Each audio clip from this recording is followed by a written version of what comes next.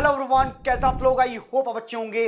Welcome to the amazing platform of physics Wallah. My name is Umar. आप देखना शुरू कर चुके हैं एक प्यारी खूबसूरत सी सीरीज जिसके अंदर हम 10 मिनट के अंदर 4 नंबर को भैया फिक्स करते हैं, कंफर्म करते हैं, सिक्योर करते हैं अपने नीट एग्जामिनेशन के लिए। आज का हमारा टॉपिक है बॉन्ड एंगल। अगर आप सीरीज फॉलो नहीं कर रहे हैं तो आपको प्लेलिस्ट मिल जाएगी, जाकर के देख सकते हैं। बॉन्ड एंगल का मतलब क्या होता है भैया? बॉन्ड के बीच में जो एंगल आता है उसी को बॉन्ड एंगल कहते हैं। तो एंगल बिटवीन टू बॉन्ड्स को हम बॉन्ड एंगल कहते हैं। अब देखो भैया, कंपैरिजन आता है पेपर में, है ना। कंपैरिजन कैसे कैसे मॉलिक्यूल्स के बीच में हो सकता है, देख लीजिए। पहला हमने लिखा है मॉलिक्यूल्स विदाउट लोन पेयर। ऐसे मॉलिक्यूल्स दिए गए जहां पर कोई लोन पेयर मौजूद नहीं है सेंट्रल एटम की खोपड़ी पर। उस समय हम लिखेंगे कि भैया इसको हम देखेंगे हाइब्रिडाइजेशन के कॉन्सेप्ट को यूज करके। ठीक है, वहां पर वो क्या करेगा, डिफरेंट हाइब्रिडाइजेशन दे देगा, या हो सकता है सेम भी दे दे। तो उस समय आपको क्या देखना है, सिर्फ हाइब्रिडाइजेशन। कैसे पहचानोगे? देखो, अगर sp हाइब्रिडाइजेशन है तो आपको पता है थीटा कितना होता है, बताइए। sp हाइब्रिडाइजेशन में थीटा कितना? आप कहेंगे थीटा होता है 180 डिग्री। थीटा कितना होता है भैया? 180 डिग्री। मामला ठीक है क्या? थीटा कितना भैया? 180 डिग्री।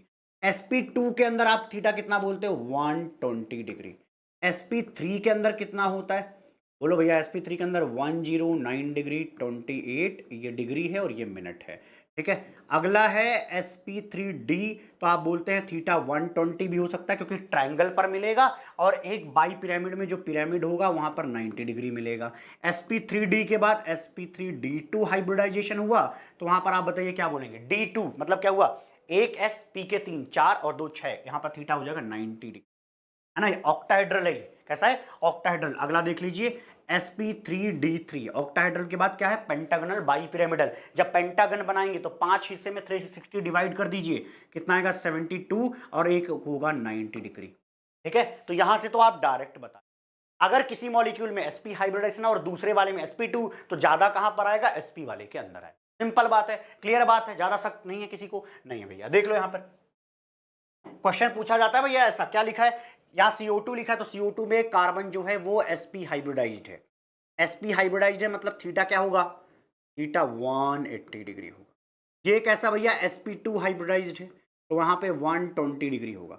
ये कैसा भैया? sp3 हाइब्रिडाइज्ड है तो ये 109 डिग्री 28 मिनट होगा। यहाँ पे ये डिग्री और यहाँ पे मिनट।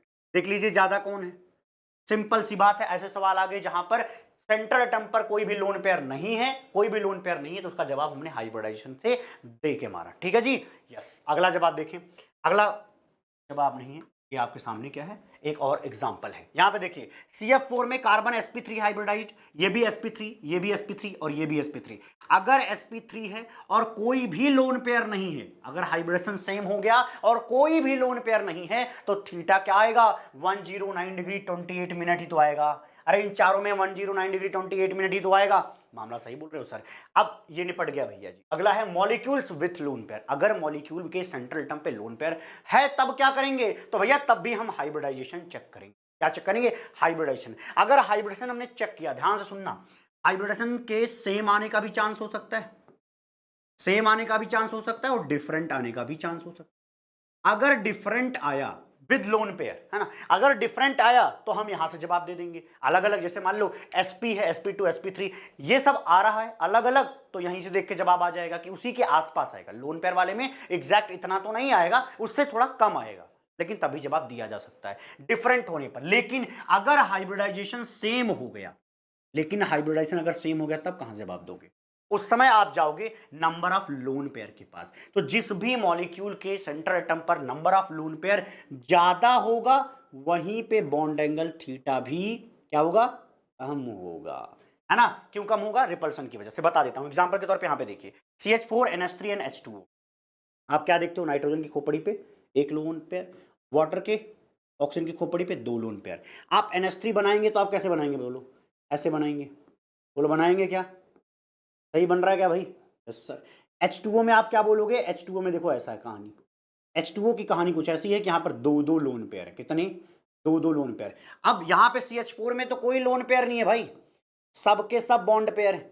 और आपको पता है कि एक लोन पेयर एक बॉन्ड पेयर को बहुत रिपेल करता है, एक लोन पेयर एक बॉन्ड पेयर को बहुत रिपेल करता है। तो इसका मतलब क्या हुआ, यहां तो 109 डिग्री 28 मिनट होगा, लेकिन यहां पर क्या होगा, ये लोन पेयर इस बॉन्ड पेयर को रिपेल करेगा, इसको भी रिपेल करेगा और सामने से इसको भी रिपेल करेगा। ऐसा रिपल्सन की वजह से ये जो 109 डिग्री 28 मिनट था वो यहां पे 107 डिग्री के आसपास रह जाता है। यहां पर 109 डिग्री 28 मिनट था, लेकिन यहां दो लोन पेयर है, आपस में टकराएंगे, फिर वो यहां पे दबाव बनाएंगे। अब क्या होगा, जो ये OH थे वो अंदर की तरफ आएंगे, अंदर की तरफ आएंगे तो ये जो थीटा होगा, ये वाला थीटा, वो 104, रटना नहीं है, बस समझा रहा हूं एक बार, ये चीज रटना नहीं है मेरे भाई, है ना, 104.5 डिग्री होगा, 104.5 डिग्री। थोड़ा इज्जत से लिख दें। ये बच्चे सर टाइम भाग रहा है, आप जल्दी जल्दी लिखा कर। अच्छा जी, देख लीजिए यहाँ पर ये हो जाएगा, इसका मतलब जवाब आपको मिल चुका है कि CH4 का सबसे ज्यादा है बॉन्ड एंगल, फिर आएगा NH3 का, फिर ऐसा क्यों हुआ, यहां इन तीनों के केस में हाइब्रिडाइजेशन सेम था, तीनों में चक्कर ये sp3 हाइब्रिडाइजेशन है, तीनों में sp3 है सेंट्रल एटम पे, लेकिन नंबर ऑफ लोन पेयर यहां ज्यादा होने की वजह से थीटा कम है। सिंपल था, यस। अब इतने के बाद देखो, बहुत सारे सवाल तो यहीं सॉल्व हो गए, लेकिन अगर कुछ बचते हैं तो वो यहां आते हैं, देखना। Size of central atom, size of central atom के बढ़ने से जो थीटा होता है वो घट जाता है, तो सेंट्रल एटम जितना बड़ा होगा वहां पे बॉन्ड एंगल उतना ही हमें कम मिलता है। एग्जांपल के तौर पे यहां पे देखिए, NCl3 PCl3 ASCl3, यहां पे क्या हो रहा है, जो साइड एटम है वो सेम है, साइड एटम, साइड में कौन है, chlorine, central atom nitrogen phosphorus arsenic, ऊपर से नीचे जाएंगे साइज बढ़ता है, अगर साइज बढ़ रहा है तो क्या बताया गया, थीटा कम होगा, इसका मतलब थीटा ऊपर की तरफ ज्यादा मिलता है। अगली चीज, size of side atom, size of side atom जितना ज्यादा बढ़ेगा थीटा क्या होगा भैया, थीटा उतना ज्यादा होगा, थीटा उतना ज्यादा होगा। एग्जांपल के तौर पे बता देता हूं। अच्छा, ये सब कब लगाना है, ये सब कब लगाना है, जब number of lone pair same हो जाए, जब नंबर ऑफ क्या हो, लोन पेयर सेम हो जाए। देखो यहां पर भी एक लोन पेयर था, यहां पे भी एक लोन पेयर है, यहां पे भी एक लोन पेयर है, यहां पे number of lone pair same है, यहां इन दोनों में भी number of lone pair same है, तो इन कंडीशन में क्या बोलोगे, OBr2 के केस में ऐसा लिखोगे Br, यहां पर लिखोगे B, OCl2 के केस में क्या लिखोगे, chlorine and chlorine, chlorine and chlorine. अब बताओ बड़े साइज में कौन है, ब्रोमीन बड़ी बड़ी साइज का है, तो रिपेल करके वो एक दूसरे से दूर जाएंगे, अगर वो एक दूसरे से दूर जाएंगे तो वहां पर थीटा क्या होगा, बड़ा होगा, तो इस कंडीशन में थीटा बड़ा मिलता है ना जी। Side atom, central atom, oxygen दोनों में सेम है, साइड एटम अलग अलग है, साइड एटम की साइज बढ़ी, तो अगर साइज बढ़ी तो एक दूसरे से दूर जाना चाहेंगे तो थीटा बढ़ जाएगा। क्लियर है, अरे बोलो भाई मामला क्लियर है क्या, बोलो भाई मामला क्लियर है क्या। ये देखो अगला, देखो अगला, तब तक देखो क्या लिखा है, इलेक्ट्रोनेगेटिविटी ऑफ साइड एटम अगर बढ़ेगा, इलेक्ट्रोनेगेटिविटी ऑफ साइड एटम अगर बढ़ेगा तो वहां पे थीटा कम आएगा। ये मैं समझा देता हूं, ये मैं एग्जांपल के तौर पे ढंग से समझा देता हूं, वो है NH3 एंड NF3 का एग्जांपल, है ना, इनसे सवाल पूछे भी जाते हैं बहुत। NH3 और NF3 को अच्छे तरीके से मैं लिख के समझा देता हूं, यहां पे लिख देता हूं भाई, यहां पे क्या मैंने बोला, साइड एटम की इलेक्ट्रोनेगेटिविटी बढ़ती है तो थीटा कम हो जाता है। NH3 और NF3 में समझिएगा, NH3 को समझाता हूं, यहां NH3 ले लीजिए तरीके से, ठीक है, NF3 बनाते हैं,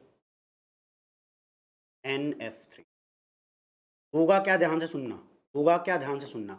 यहां पे आप बताइए, नाइट्रोजन और हाइड्रोजन में ज्यादा इलेक्ट्रोनेगेटिव कौन है, नाइट्रोजन ज्यादा इलेक्ट्रोनेगेटिव है, तो बॉन्ड्स के इलेक्ट्रॉन को अपनी तरफ खींचेगा, अगर अपनी तरफ खींचेगा तो जो शेयर्ड पेयर्ड इलेक्ट्रॉन है वो जाके इकट्ठा हो रहे होंगे नाइट्रोजन के पास, नाइट्रोजन के पास शेयर्ड पेयर्ड इलेक्ट्रॉन इकट्ठा हो रहे होंगे। अगर इलेक्ट्रॉन्स इकट्ठा करोगे तो इनके आपस में रिपल्सन होगा, आपस में इनके क्या होगा, रिपल्सन, इनके आपस में रिपल्सन, रिपल्सन होगा तो ये रिपेल करके एक दूसरे से दूर जाना चाहेंगे, मतलब कि इस कंडीशन में थीटा ज्यादा होगा, इस कंडीशन में थीटा ज्यादा होगा। ये कब, जब साइड एटम जैसे हाइड्रोजन है वो क्या है, इलेक्ट्रोनेगेटिविटी कम रखता है, तो इस ये कंडीशन लगाई गई, ठीक है। तो हमने क्या बोला था, इलेक्ट्रोनेगेटिविटी ऑफ साइड एटम ज्यादा तो थीटा कम होता है, लेकिन अगर इलेक्ट्रोनेगेटिविटी कम हो जाए तो थीटा ज्यादा हो जाएगा, वो यहां पे समझ में आया। यहां पर आइए, NF3 में फ्लोरीन और नाइट्रोजन में ज्यादा इलेक्ट्रोनेगेटिव कौन, फ्लोरीन, इसलिए इलेक्ट्रॉन यहां आएंगे, शेयर्ड पेयर्ड इलेक्ट्रॉन फ्लोरीन की तरफ जाएंगे। अब आप सोच के देखो, आप सोच के देखो, अभी इलेक्ट्रॉन्स कहां हैं, एक दूसरे से दूर दूर हैं, एक दूसरे से दूर दूर है, तो भैया क्या हो सकता है, वो करीब आ सकते हैं, ये क्या होगा, करीब आ सकते हैं, तो इस कंडीशन में थीटा क्या होगा मेरे भाई, कम होगा। तो साइड एटम वाली कहानी इस तरीके से लगानी है हाइड्रोजन फ्लोरीन में, जहां पे इलेक्ट्रोनेगेटिविटी का बहुत बड़ा गैप हो, हाइड्रोजन और फ्लोरीन में हाइड्रोजन का 2.1 फ्लोरीन का 4 होता है, ठीक है। लेकिन ये साइज वाला फैक्टर कब लगाना होता है, जब हम किसी ग्रुप में चलते हैं, जब हम किसी ग्रुप में चलते हैं, जैसे मान लो क्लोरीन, ब्रोमीन, आयोडीन। समझ में आ गई बात? क्लियर है? एकदम समझ में आ रहा है? यस, अगला सवाल कर लेते हैं। अच्छा जी, ड्रैगोस कंपाउंड। हाँ, ड्रैगो कंपाउंड के अंदर कोई भी हाइब्रिडाइजेशन नहीं पाया जाता। याद करने का सिंपल सा तरीका है, देखना, nitrogen family and oxygen family के आपको क्या लिखने भैया? Hydrides. Hydrides of nitrogen and oxygen family के अंदर हाइब्रिडाइजेशन नहीं होता। कहां से कहां तक नहीं होता वो आपको समझा देता हूं। आपके सामने ये कुछ प्रस्तुत किए जा रहे हैं, कुछ डेटा, रटना नहीं है, डेटा देखो बस एक बार। यहां पे ये देखो भैया, ये जो आपका नाइट्रोजन फैमिली है, ये तो नाइट्रोजन फैमिली है, ये आपका ऑक्सीजन फैमिली है, और उनके हमने हाइड्राइड मतलब हाइड्रोजन के साथ क्या करें भैया? कंपाउंड्स दिखाए हैं आपको। यहां पे आप क्या देखते हो? यहां इन दोनों के केस में sp3 हाइब्रिडाइजेशन होता है, नाइट्रोजन पे sp3 और ऑक्सीजन पे sp3। तो ये देख लो, उनके बॉन्ड एंगल 109 डिग्री 28 मिनट के आसपास आते हैं। क्लियर है? लेकिन लेकिन लेकिन उससे नीचे, थर्ड पीरियड से नीचे की तरफ जब आप जाएंगे, जहां पे सेंट्रल एटम और साइड एटम के बीच में इलेक्ट्रोनेगेटिविटी का ज्यादा गैप ना हो, जैसे कि फास्फोरस और हाइड्रोजन, दोनों का एग्जैक्टली 2.1 होता है पॉलिंग स्केल पे, तो आप इस कंडीशन में बोलते हैं कि कोई भी हाइब्रिडाइजेशन नहीं है, नो हाइब्रिडाइजेशन। क्या है? No hybridization. और ये नो हाइब्रिडेशन का जो कॉन्सेप्ट है वो इनके बॉन्ड एंगल को देख करके लगा कि अच्छा सबके सब 90 डिग्री के आसपास आ रहे हैं। अगर ये 90 डिग्री के आसपास हैं, इसका मतलब यहाँ पे प्योर एटॉमिक ऑर्बिटल यूज हुआ है, यहाँ पर हाइब्रिडाइजेशन नहीं हुआ। और वो प्योर एटॉमिक ऑर्बिटल कौन से थे? वो प्योर एटॉमिक ऑर्बिटल कौन से थे भाई? वो प्योर पी ऑर्बिटल यूज हुआ है, तभी तो एक दूसरे पर, अरे सोच के देखो ना, पी एक्स पी वाई और P Z, P X P Y P Z एक दूसरे के कितने एंगल पे होते हैं? 90 पे। तभी यहां पे क्या आ रहा है? 90 के आसपास का आ रहा है। जैसे एग्जांपल के तौर पे फास्फोरस देखिए, पीएच3 समझा देता हूं, ठीक है? पीएच3, पीएच3, पहली बात तो मैंने आपको याद करा दिया कि ड्रैगो कंपाउंड के अंदर no hybridization, nitrogen family, oxygen family, यहीं से तुम्हारा काम हो जाएगा। लेकिन जिसको एक्सप्लेनेशन चाहिए वो यहां पे देख ले। जैसे फास्फोरस पे क्या है? ये मान लो पीएक्स हमने ले लिया, ये हमने पीवाई ले लिया, ये हमने पीजेड ले लिया भाई, P X P Y P Z. अब भाई पीजेड को हमने ऐसे बना दिया जबकि वो ऐसे आपकी तरफ रहेगा, ठीक है? इतनी बात समझ में आ गई? ये क्या है? एक्स है, ये क्या कौन है भैया? वाई है, और ये कौन है भैया? जेड है। क्लियर है मामला? ये एक्स वाई जेड। अब देखो होगा क्या, एक हाइड्रोजन का 1s आकर के यहां लगा होगा, और ये वाई पर क्या होगा? एक हाइड्रोजन यहां लगा होगा। आप सोच के देखो, यहां पर बॉन्ड एंगल देखो, यहां पर बॉन्ड एंगल कितना आएगा? 90 ही तो आएगा भाई। 90 डिग्री पॉसिबल ही तब है जब फास्फोरस ने अपना पीएक्स और पीवाई यूज किया हो और उसको डायरेक्टली हाइड्रोजन से अटैच कर लिया हो, और उसने क्या ना किया हो? हाइब्रिडेशन ना किया हो, तभी theta is equal to 90 degree explain किया जा सकता है। समझ में आ गया क्या? यस। तो इस तरीके से जेड भी, जेड एक्सिस पर भी लग जाएगा। तो यहां पर भी देखें, यहां पर कितना आएगा? यहां पर भी 90, यहां पर भी 90, यहां पर भी 90। इसीलिए यहां पर लिखा है कि 90 डिग्री के आसपास का एंगल आता है। तो जब कभी भी ये लोग दिख जाए तो दिमाग में 90 डिग्री आना चाहिए। क्लियर है? ओके, आगे देख लेते हैं। कुछ क्वेश्चंस हैं, क्वेश्चंस आप शायद खुद सॉल्व कर लें तो ज्यादा अच्छा होगा। क्या लिखा है? Maximum bond angle at nitrogen is present in which of the following. चलिए बताइए, किसके अंदर सबसे ज्यादा बॉन्ड एंगल देखने को मिलेगा? आप देखिए, NO2 नेगेटिव बनाने का जगह थोड़ा सा है, तो यहां पर देख लेते हैं। एन डबल बॉन्ड ओ, पहले क्या करते हो? नेगेटिव को ले जाइए हमेशा कहां पर? अगर ऑक्सीजन मौजूद है तो हमेशा ऑक्सीजन पर, ठीक? इस तरीके से हो जाएगा। तो 3 इलेक्ट्रॉन नाइट्रोजन चले गए, तो एक यहां पर है लोन पेयर, ठीक है? NO3 नेगेटिव की बात करें तो NO3 नेगेटिव तो कंप्लीटली sp2 हाइब्रिडाइज्ड है। यहाँ पे 1 क्या आएगा भैया? ये देख लीजिएगा, यहाँ पे एक पे नेगेटिव चार्ज होगा और एक ऐसा होगा। ये है NO3 नेगेटिव। NO2 की बात करें तो नाइट्रोजन पे देखें क्या होगा? डबल बॉन्ड O, और इस तरीके से इलेक्ट्रॉन जाएगा और एक इलेक्ट्रॉन यहाँ पे मौजूद रहेगा। NO2 पॉजिटिव की बात करें तो यहाँ पे ही सबसे ज़्यादा आएगा, क्योंकि यहाँ पर sp हाइब्रिडाइजेशन सिंपल था, है ना?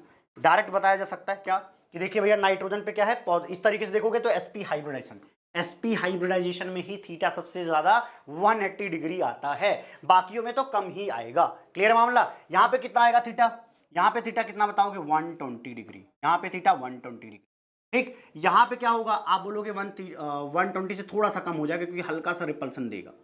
हल्का सा ये क्या करेगा? एक रिपल्सन देगा, क्योंकि एक ही इलेक्ट्रॉन है। लेकिन यहाँ पे 2 इलेक्ट्रॉन तो वो ज्यादा रिपेल करेगा।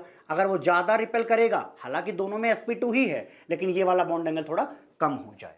मामला क्लियर है? ऐसा ही एक क्वेश्चन पूछा गया था, यहाँ पे देख लीजिए। यहाँ पे आपको समझ में आ जाएगा कि बी ऑप्शन सही है। देखो, NO2 पॉजिटिव में सबसे ज्यादा आएगा, ठीक? फिर किस में आएगा? NO2 में, फिर NO2 नेगेटिव में, क्योंकि इस पे 2 इलेक्ट्रॉन मौजूद है, 2 इलेक्ट्रॉन का रिपल्सन काम कर रहा है। क्लियर है? ओके, अगला देख लेते हैं। The species having bond angles eight 120, 120 कब आता है? sp2 hybridisation. sp2 कहां पे देखने को मिलता है? BCl3 के अंदर देखने को मिलता है। क्लियर है? अगला देखिए, कंसीडर द फॉलोइंग, यहां पे भैया लिखा है फॉल्स, तो भैया इसको थोड़ा ख्याल रखना, ठीक है। अब यहाँ पे किसके बारे में है, सब एंगल वैंगल लग रहा है, तो इसके मतलब क्या है? देखो भैया, CH4 आगे, फिर NH3, फिर H2, यही आएगा, इसके अलावा कुछ होगा नहीं। इसके स्टेटमेंट्स पढ़ना है और आपको अपनी गलतियां छांट देनी है, ठीक है। इसका जवाब आप जरूर दीजिएगा कमेंट्स के अंदर। मिलते हैं आपको अगली वीडियो में, तब तक के लिए खुश रहिए, प्रसन्न रहिए और इस सीरीज को फॉलो करिए ताकि आपसे सारे प्रीवियस ईयर क्वेश्चन बन जाए। और आपको मैं बता दूं, प्रीवियस ईयर क्वेश्चन से ही करीब करीब 60% क्वेश्चन सॉल्व हो जाते हैं जो आपके पेपर में आते हैं।